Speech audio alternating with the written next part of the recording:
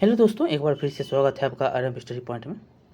आज हम पढ़ने वाले हैं क्लास 9 हिस्ट्री का चौथा अध्याय, जो कि आपको वन के बारे में, मतलब इसका नाम है, चौथा अध्याय का नाम है वन्य समाज और उपनिवेशवाद। वन हमारे जो हैं जीवन के लिए क्या क्या जो हैं सुविधाएं, क्या क्या इनका महत्व है और क्यों इसका विनाश हो रहा है, कैसे विनाश हुआ, कैसे इसका उपयोग किया गया, कैसे इसका जो है दुरुपयोग किया गया, इन सारे बातों को हम इस अध्याय में पढ़ेंगे। उपनिवेशवाद आया तो वन का जो है विनाश जो है कैसे किया गया, उपनिवेशवाद ने कैसे वन के और जो भी इर्द गिर्द जो पहाड़ पठार जो भी थे उनका कैसे जो है विनाश होता है। एक कारखाना लगाने के लिए कितने पेड़ को काटे गए, कितने पेड़ काटे गए, कितने पहाड़ को जो है खोदा गया, इन सारे बातों का इस अध्याय में हम अध्ययन करेंगे। ज़्यादातर हम वन के बारे में पढ़ेंगे, समाज में जो है इसका क्या जो है सदुपयोग और दुरुपयोग हुआ है। चलिए देखते हैं। लिखा गया है कि जीविका, अर्थव्यवस्था एवं समाज। वन क्या था? जीविका भी था। जो जो आदिवासी लोग थे उनके लिए जीविका, उनके लिए रहने, उनके लिए सहने, उनके लिए जो भी जीविका की साधन होती थी सारे के सारे वन पर ही आधारित थे। ये जो हैं हम देखेंगे। अब देखिए उनके लिए अर्थव्यवस्था कैसी था, कैसे वो रहते थे, ये सारी बातें हैं। पहला लिखा गया है कि खंड 2 में हम जीविका और अर्थव्यवस्थाओं के बारे में पढ़ेंगे। ये खंड 2 है और उसके बाद जो है उसके बाद हम इसकी कहानी को पढ़ेंगे। ये आपके जो है कुछ इंट्रोडक्शन है। क्या क्या है इंट्रोडक्शन में देखते हैं। यहाँ हम इस बात पर विचार करेंगे कि आधुनिक विश्व में वनस्पतियों और चार वाह समुदायों की ज़िंदगी में किस तरह के बदलाव आए और ये जो हैं और इन बदलावों को तय करने में उन्होंने किस तरह योगदान दिया। आधुनिक विश्व का उदय कैसे हुआ, इस बात पर विचार करते हुए हम अक्सर कारखानों और शहरों और बाज़ारों को आपूर्ति करने वाले औद्योगिक और कृषि क्षेत्रों पर ही ध्यान देते हैं। हम यह बात भूल जाते हैं कि इन क्षेत्रों के बाहर दूसरी अर्थव्यवस्थाएं भी हैं, दूसरे लोग भी हैं जो समाज के लिए महत्व रखते हैं।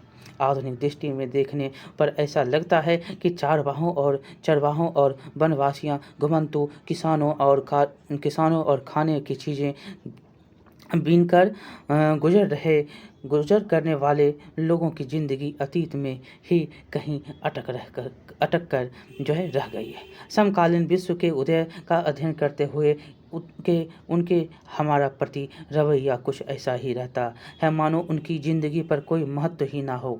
खंड 2 में हम अध्यायों में इस बात पर रेखांकित किया गया है कि हमें उनकी ज़िंदगी के बारे में जानना चाहिए। हमें देखना चाहिए कि वे अपनी दुनिया को कैसे व्यवस्थित करते हैं और कैसे अपनी रोजी रोटी चलाते हैं। ये लोग भी पूरी तरह उसी दुनिया का हिस्सा है जिसमें हम आज रह रहे हैं।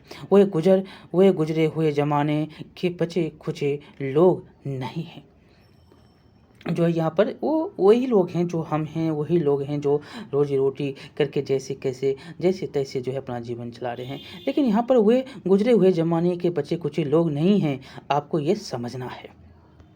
अध्याय 4 में हम जो है आप जो है इसमें पढ़ेंगे, जंगलों के सैर करेंगे। यहाँ पर आप देखेंगे कि जंगलों में रहने वाले विविध समुदाय जंगलों का किस तरह से इस्तेमाल करते हैं। यहाँ आपको पता चलेगा कि 19वीं सदी में उद्योग और शहरों, जहाजरानी एवं रेलवे के उदय एवं विस्तार से लकड़ी व अन्य वन उत्पादों के लिए जंगलों का दबाव कितना बढ़ता गया।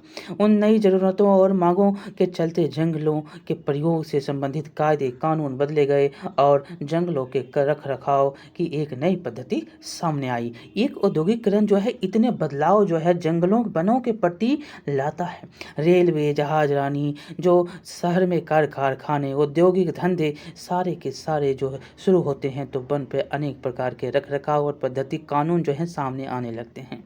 ये बात आपको यहाँ पर बताई गई।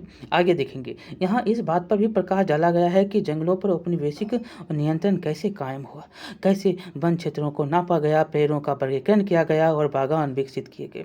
इन सारे परिवर्तन से वन संसाधनों का इस्तेमाल करने वाले स्थानीय समुदायों की जिंदगी पर भी असर पड़ता है और जिंदगी पर असर पड़ा। उन्होंने कई व्यवस्थाएं में काम करने और अपने जीवन को नए सिरे से संगठित करने के लिए विवश कर दिया गया, किनको जो वहाँ पे रहते थे। लेकिन बहुधा उन्होंने इन नियमों और कानूनों के खिलाफ बगावत भी की और सरकारों को अपनी नीतियाँ बदलने के लिए बाध्य भी किया।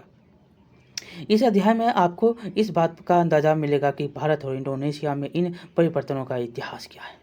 भारत और इंडोनेशिया में इन परिवर्तन का वन का जो है किस प्रकार से कैसा इतिहास है। हम 5वें अध्याय में क्या पढ़ेंगे, तो हम 5वें अध्याय में भारत और अफ्रीका के पहाड़ों और रेगिस्तान मैदानों और पठारों में चारवाहों और पक्षियों को ढूंढने की कोशिश करेंगे और इन दोनों में चारवाहा समुदाय आबादी का एक महत्वपूर्ण हिस्सा है। फिर अभी हम विलरे ही कभी जो है उनके जीवन का अध्ययन करते हैं, उनका जो है इतिहास पाठ्यक्रमों के पन्नों में शामिल नहीं हो पाता। अध्याय 5 में आपको पता चलेगा कि जंगलों पर स्थापित होते जा रहे नियंत्रण, कृषि विस्तार, चारागाहों के चारागाहों के सिमटते जाने से उनके जीवन पर जो है किस तरह से असर पड़े। इस हिस्से में आपको उनके जो है आवागमन, उनके समुदाय के साथ उनके संबंधों और बदलते परिवेश के अनुरूप वह खुद को कैसे ढालते हैं, इसके बारे में जानने का मौका मिलेगा। जब हम विभिन्न समुदायों और समाजों के जीवन में आ रहे परिवर्तनों को देखना बूझना शुरू नहीं करेंगे तो तब तक इस बात को अच्छी तरह नहीं समझ पाएंगे कि आज की दुनिया कैसे बनी है। साथ ही आधुनिकीकरण की समस्याओं को भी हम तब तक जो है पूरी नहीं कर पाएंगे जब तक कि हम उसमें पर्यावरण पर पड़ रहे प्रभावों पर विचार नहीं करेंगे। तो चलिए अब हम जो है इसके चर्चा को यहाँ से शुरू करते हैं। आपका वो इंट्रोडक्शन था जो 4 और 5 में हम अध्ययन करने वाले हैं, लेकिन वो इंट्रोडक्शन में बहुत सारी बातें आपको बताई गई। देखिए, लिखा गया कि वन और उपनिवेशवाद। अपने स्कूल और घर में चारों ओर नज़र दौड़ाकर अपने स्कूल में उन सभी वस्तुओं को पहचानिए जो जंगल की हैं। इस किताब का कागज़, मेज़, कुर्सी, दरवाज़ा, खिड़की, वह रंग जिनसे आपके कपड़े रंगे जाते हैं, मसाले, टेलीफोन, सेल फोन, रेपर, बीड़ियों के तेंदूपत्ते, गोंद, शहद, कॉफ़ी, चाय, रबर, साथ ही साथ चॉकलेट में इस्तेमाल होने वाले तेल जो साल के बीजों से निकलता है। जो चॉकलेट में तेल इस्तेमाल होता है किसके बीज से? साल के बीज से निकाला जाता है। खाल से चमड़ा बनाने में इस्तेमाल होने वाले चर्मशोधक टेनिन। चर्मशोधक क्या होते हैं? टेनिन, याद रखेंगे। टेनिन या दवाओं के रूप में इस्तेमाल होने वाले जड़ी बूटी, इन सबको भी हमें नहीं भूलना चाहिए। हाँ, बांस, जलावन की लकड़ी, घास हो गया, कच्चा कोयला, पैकिंग में उपयोग होने वाले वस्तुएं, फल फूल, पशु पक्षी एवं ढेरों दूसरी चीज़ें भी जंगलों से ही आती हैं। अमेज़न या पश्चिमी घाट के जंगलों के एक ही टुकड़े में पौधों के 500 से अलग प्रजातियां मिल जाती हैं। कहाँ पे? तो अमेज़न के पश्चिमी घाटी में आपको 500 से अधिक टुकड़े मात्र छोटे से जगह में आपको मिल जाते हैं। वही आप जब भारत आते हैं तो मेघालय के पहाड़ी में आपको अनेक से अनेक जो है पौधे मिलते हैं जो जड़ी बूटी के लिए विख्यात हैं। जो पश्चिमी घाटों में जाते हैं तो पश्चिमी घाटों में भी आपको मिलते हैं जड़ी बूटी के लिए बहुत सारे जो हैं पेड़ पौधे आपको मिलते हैं। जो केरल हो गया, जो कर्नाटक तमिलनाडु का क्षेत्र हो गया, यहाँ पर भी आपको बहुत सारे पेड़ पौधे मिलते हैं जो कि आपके लिए बहुत ही उपयोगी होते हैं। यही जो आप देख रहे हैं कि अब क्या होता है, तो अब देखते हैं कि उसका विलुप्त होना, अब उनका कटाई बहुत तेज़ी से होना, ये सारे के सारे जो हैं उनके विनाश के कारण है। क्या है? तो यह विविधता तेज़ी से लुप्त होती जा रही है। औद्योगिकरण के दौर में सन 1700 से 1995 के बीच 139 लाख वर्ग किलोमीटर जंगल यानी दुनिया के कुल क्षेत्रफल का 9.3% भाग औद्योगिक इस्तेमाल हुआ। कितना?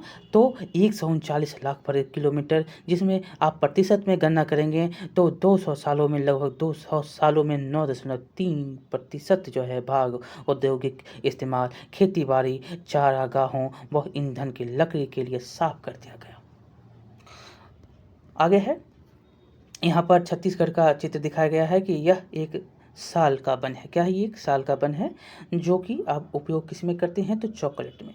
ये देख सकते हैं कि साल के वन जो दिख रहे हैं घना होने के कारण जंगल की सतह तक जो है सूरज की रोशनी यहाँ कम पहुँच पाती है। चित्र में जो है पेड़ पौधे की विभिन्न आकृतियों की प्रजातियों को भी ये देख सकते हैं। ये बहुत सारी प्रजाति आपको यहाँ पर मिलेंगे। आगे है कि वनों का विनाश। वनों का विनाश जो है सबसे पहला कि वनों का विनाश कैसे। अभी आपने पढ़ा कि 200 सालों में 9.3% जो है वन विनाश हो गए। खेती बाड़ी, औद्योगिक और जो है चारागाहों के काम में आप उसको ला दिए, इतने जो है वन बर्बाद हो गए। अब देखिए वन का विनाश क्यों होता है। अब देखिए यहाँ पर पहला पहला आपको पॉइंट पढ़ना है कि वनों के लुप्त होने का सामान्यतः वन विनाश कहते हैं। मतलब वन विनाश मतलब वन का लुप्त होना। वन को आप काट रहे हैं, बहुत सारे उपयोग कर रहे हैं, इससे वन का विनाश हो रहा है। फिर वह नहीं उग रहे हैं, खेती बाड़ी वहाँ पर शुरू कर दिए, वहाँ पर फिर वन का उगना नहीं हुआ, वो सारे के सारे समाप्त हो गए, मतलब लुप्त हो गए। वही क्या कहलाया, वन विनाश कहलाया। वन विनाश कोई एक नई समस्या नहीं है। वैसे तो यह यह जो है प्रक्रिया दुनिया के कई सदियों से चलती आ रही है, लेकिन अपनी वैश्विक शासन के दौरान इसने क्या किया, कहीं अधिक व्यवस्थित और व्यापक रूप ग्रहण कर लिया। आइए भारत में वन विनाश के कुछ उदाहरण पर हम गौर करेंगे और देखेंगे कि विनाश जो भारत में किस प्रकार से होता है। जमीन पहला है जमीन की बेहतरी। सन 1600 में हिंदुस्तान के कुल भूभाग के लगभग छठे हिस्से पर खेती होती थी। मतलब कुल जो भूभाग था, जो आप जानते हैं कि टोटल भूभाग का मात्र जो छठा हिस्सा था वहाँ पर खेती होती थी। आज यह टुकड़ा बढ़कर आधे तक रह गया। अब जो है टोटल भूभाग का आधा ही रह गया है जहाँ पर आपको वन है वहाँ पर, और आगे की जो भी वन है कटे वहाँ पर आपको खेती होती है, औद्योगिक धंधे हैं, ये सारे यहाँ पर मिलते हैं। इन सदियों के दौरान जो है जैसे जैसे आबादी बढ़ती गई, खाद्य पदार्थों की मांग में वृद्धि हुई, वैसे वैसे किसान भी जंगलों को साफ करते और खेती सीमाओं का विस्तार करते गए। औपनिवेशिक काल में खेती में तेजी से फैलाव आया। खेती में तेजी से फैलाव आया। ये एक चित्र आपको दिखाया गया है जो कि धान के खेत में पशु को देख सकते हैं, जंगल है धान के रूप में। यहाँ पर आपको लग रहा है कि जंगल है, जो धान भी इसको कह सकते हैं। ये क्या है, हेन द विलेज वर फुल, जब घाटियाँ भरी पड़ी थी जिसमें आपको पेड़ पौधे, जीव जंतु, पंछी सारे मिल रहे थे। ये पेंटिंग है। देखिए ये लाकोता जैसे देशज अमेरिकी आदिवासी समूह का ये क्षेत्र है, और जो इन विशाल उत्तरी अमेरिका मैदानों में रहते थे, जो लाकोता के लोग होते थे और जो है यहाँ पर रहते थे, का अर्थतंत्र अत्यंत वैविध्यपूर्ण था। वे मक्का उगाते, विषण का शिकार करते और जंगली पौधों की खोज करते रहते थे। और अंग्रेज आबादकारों ने विषयों के लिए विशाल भूभाग को खुला छोड़कर बेकार समझा। जो भूभाग था उसको छोड़ना बेकार समझा। कौन? तो अंग्रेज। 1860 के बाद जो है बिशनों की बड़ी संख्या में हत्या कर दी गई। जो बिशन लोग थे उनको लाकोता जैसे देशज शहर में जो लोग रहते थे, इनका जो जाति था, ये जो लोग यहाँ पर शिकार हुए। मतलब अंग्रेजों के समय में 1860 में जो है बिशनों की बड़ी संख्या जो है यहाँ पर उनकी हत्या कर दी गई। ये विशाल भूभाग जो है अब समाप्त होने लगा।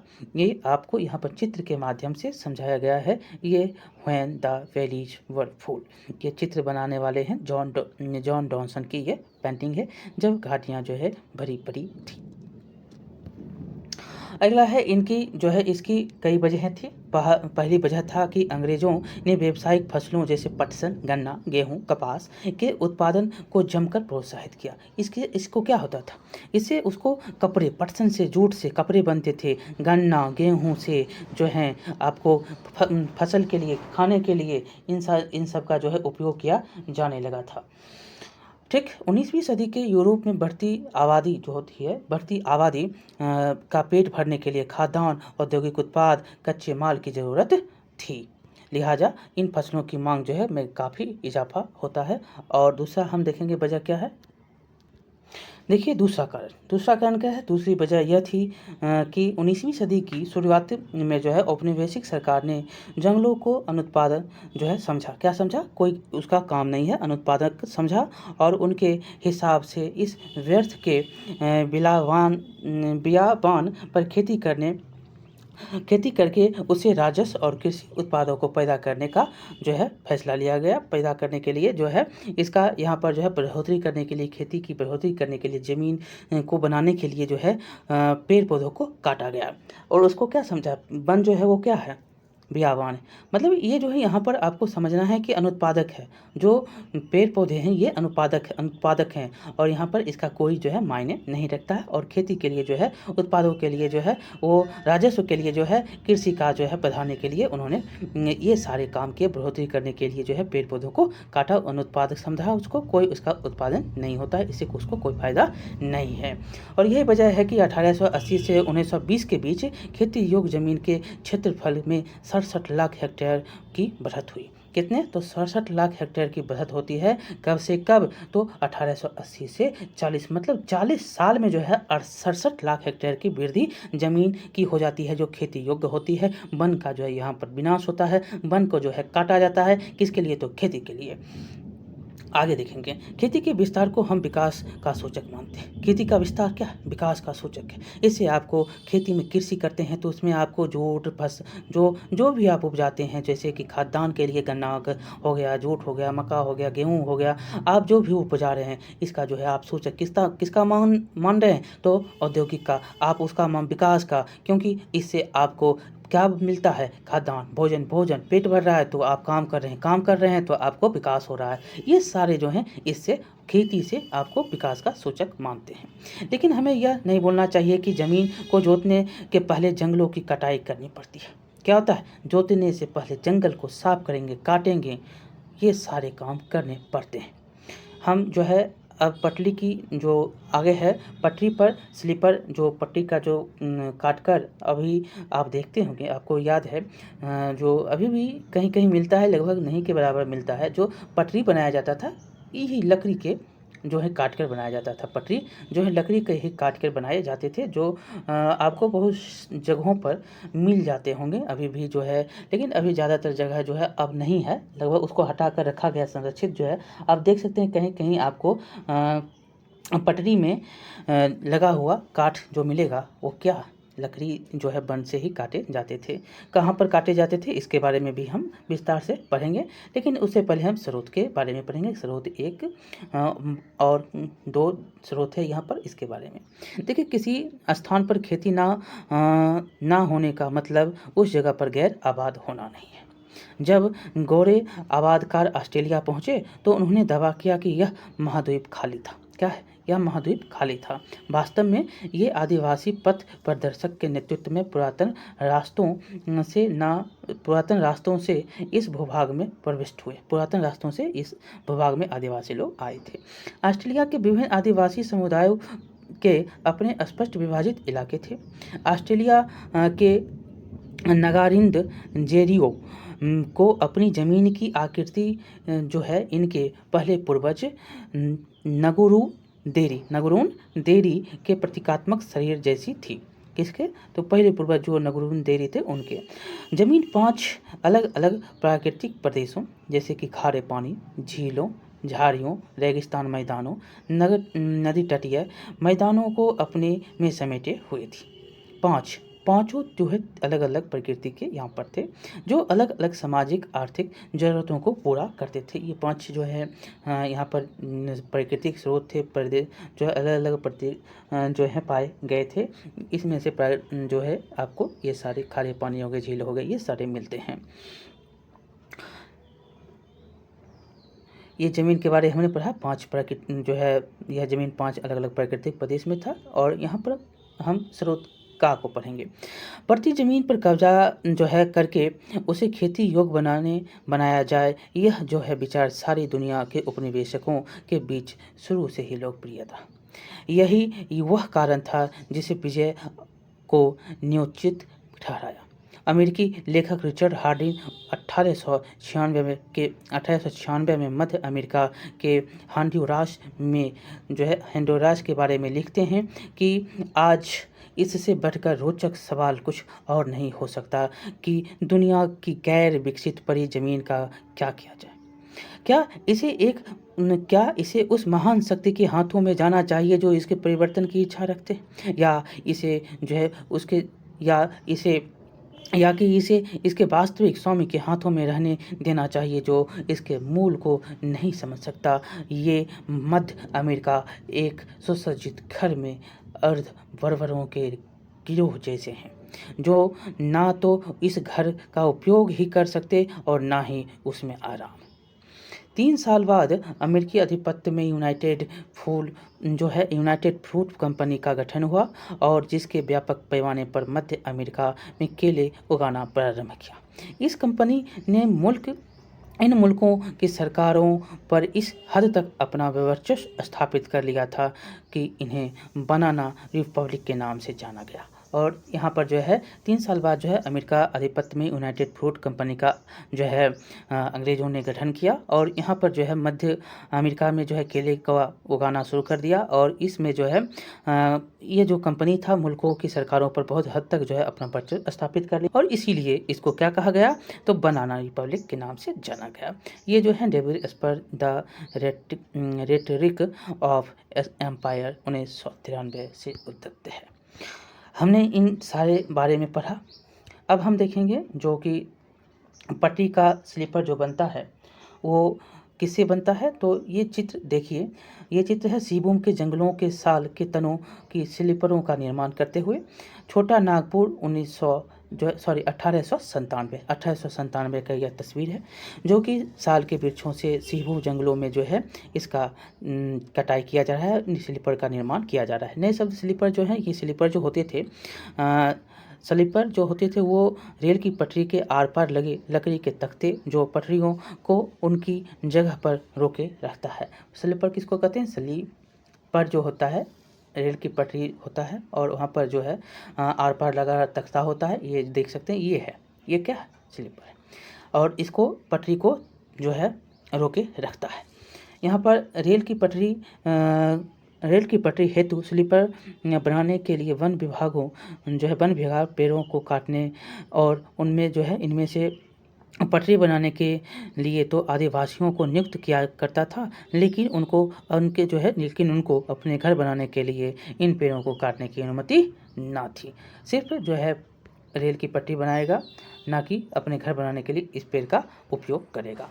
तो इस प्रकार यहाँ पर हमने इन सारी बातों को देखा।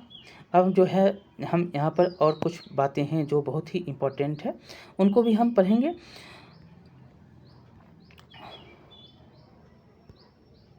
यहाँ पर देखिए 19वीं सदी की शुरुआत तक जो है इंग्लैंड में बलूत ओक के जंगल लुप्त होने लगे थे।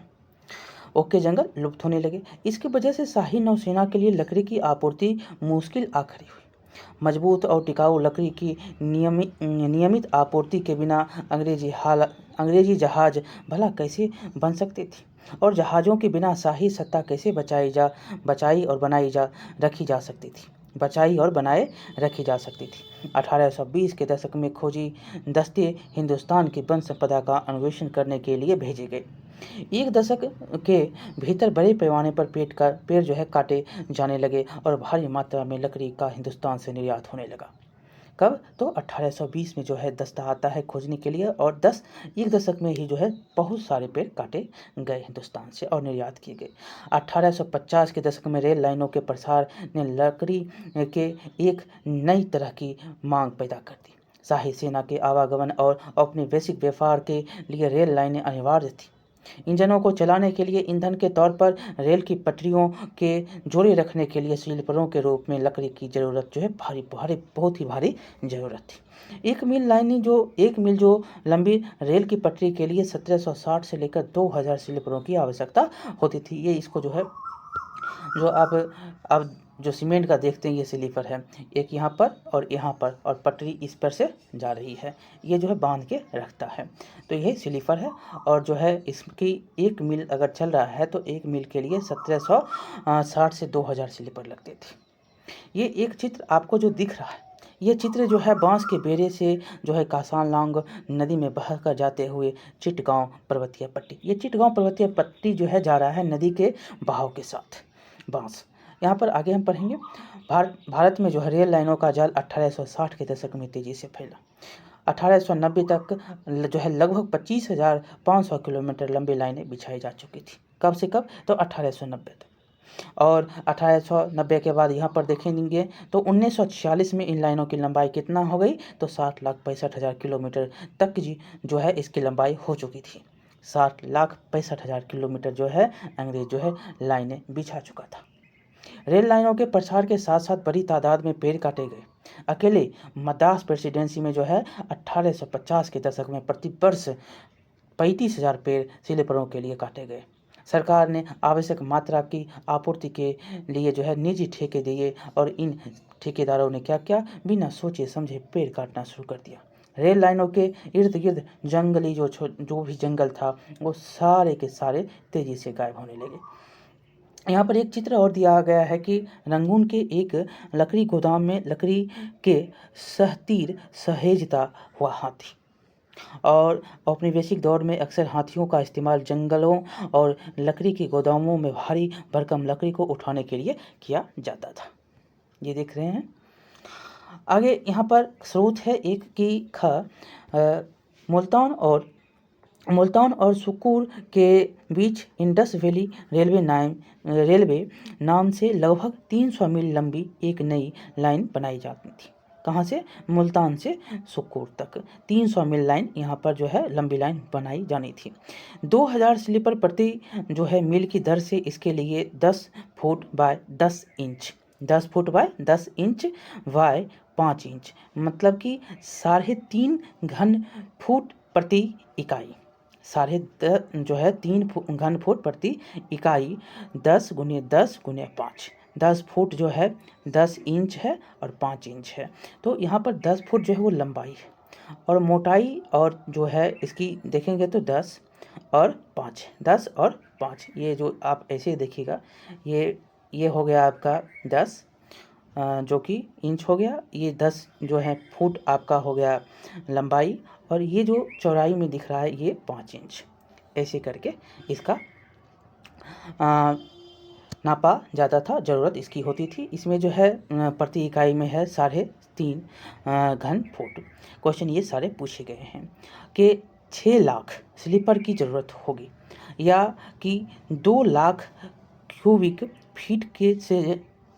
फीट से ऊपर लकड़ी की। कितना? 2 लाख क्यूबिक फीट से ऊपर लकड़ी की। इन जंगलों को ईंधन के लिए लकड़ी चाहिए और एक तरफ जो था प्रतिदिन एक ट्रेन वो 1 मन प्रति ट्रेन मील के हिसाब से सालाना 2,19,000 मन की ज़रूरत होगी। इसके अलावा ईंटों के लिए भी भारी मात्रा में ईंधन की ज़रूरत होगी। स्लीपर मुख्य रूप से सिंध के जंगलों में आया करेंगे। कहाँ से? तो सिंध के जंगलों से आया करेगा और यह ईंधन सिंध और पंजाब के झाऊ और झांड के जंगलों से लाया जाना था। दूसरी नई लाइन जो था वो नॉर्दर्न स्टेट रेलवे लाहौर से मुल्तान तक थी।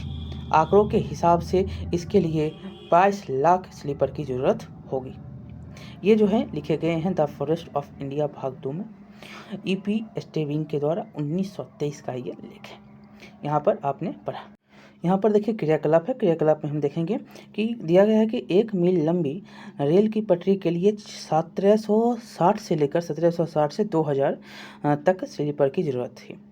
यदि 3 मीटर लंबी बड़ी लाइन की पटरी बिछाने के लिए एक औसत कद के 3 से 5 स्लीपर बन सकते हैं। मतलब एक पेड़ से जो है 3 से 5 स्लीपर मात्र जो है बन सकता है। और आप हिसाब लगाकर बता सकते हैं कि 1 मील जो है लंबी पट्टी बिछाने के लिए कितने पेड़ काटने होंगे। देखिए जो 3 मीटर लंबा है इससे मात्र एक पेड़ से 3 से 5, अगर 5 मान कर चलिए 5 ही हो गया तो इसको इससे भाग दे दीजिए। देखिए निकल जाएगा, 2000 को दे दीजिए, 400 पेड़ जो है आपको काटने पड़ेंगे। अधिकतम से अधिकतम जो है 5 निकल रहा है तो 400, अगर 3 ही निकल रहा है तो 400 से भी ज़्यादा पेड़ काटने पड़ जाएंगे 1 माइल के लिए। आगे देखेंगे यहाँ पर लिखा गया है, चित्र देख सकते हैं कैसे काट कर लाया जा रहा है। यहाँ पर इकट्ठा करते हुए जो हैं यहाँ पर जो है चित्र में जो है लट्ठे बने हुए हैं और ले जाता हुआ एक ट्रक को दिखाया गया है और एक में जो है ईंधन की लकड़ी इकट्ठा कर जो है घर को लौटते हुए औरत। देखिए इसमें दो लट्ठे जो हैं, लट्ठे काटने के लिए किसी क्षेत्र का चुनाव करने के बाद वन विभाग सबसे पहले चौड़े सड़कों का निर्माण करता था और जिससे ट्रकों का प्रवेश संभव हो सके। जंगल के उन रास्तों से इसका जो है इसकी तुलना करें जिससे होकर लोग ईंधन और लकड़ी की जो है लकड़ी या जो है उससे दूसरे लघु वन उत्पाद इकट्ठा करने के लिए जाया करते। देख सकते हैं ये कैसे उबड़ खाबड़ रास्ते हैं और लकड़ी के लिए कैसे गाड़ी के लिए बनाए गए रास्ते हैं। ये दोनों में अंतर दिख रहा है आपको। ऐसे अनेक ट्रक जो है लकड़ी से भरे हुए जंगलों से भरे शहरों को ले जाते थे। ये जो है बहुत सारे ट्रक जो हैं ले जाया करते थे। यहाँ पर है बागान। बागान क्या है तो यूरोप में चाय कॉफ़ी रबर की बढ़ती मांग को पूरा करने के लिए इन वस्तुओं के बागान बने और इसके जो है इनके लिए भी प्राकृतिक वनों का एक भारी हिस्सा जो है साफ किया गया। औपनिवेशिक सरकार ने जंगलों को अपने कब्जे में लेकर उनके विशाल हिस्सों को बहुत जो है सस्ती दरों में यूरोपीय बागान मालिकों को सौंप दिया।